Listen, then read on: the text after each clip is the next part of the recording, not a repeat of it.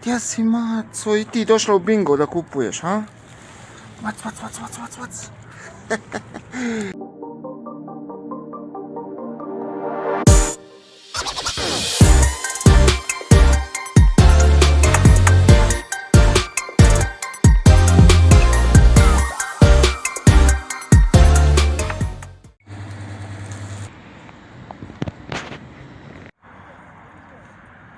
I evo nas u Vlog TV, Dilfa TV.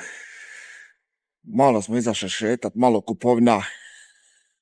Vidjet ćemo šta će se sve desiti.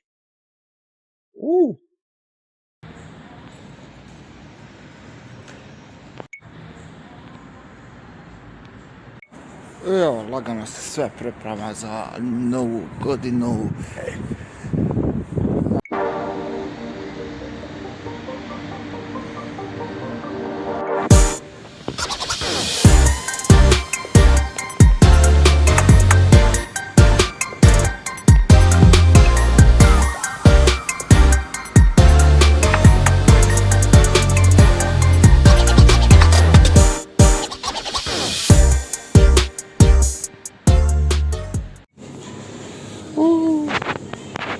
Ti došla u bingo da kupuješ, ha?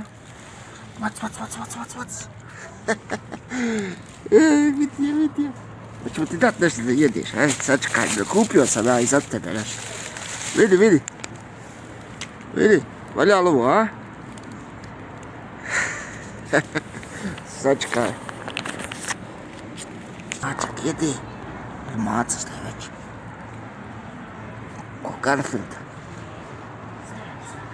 Vidi ga. Prijatno ti mačak. Eto, to bi bilo otprilike to. Vidim kapije. Vlog prvi. Ja mislim da ćemo ovdje završiti. Vraćamo se sa Ciglana kući. Budite i u sljedeći vlog tu. Eto, puno vas pozdravlja vaš Dilfa. Puno pozdrava za prijatelje koji su bili uz mene. Ovo dok mi je bilo loše. Hvala vam, Taretu pogotovo.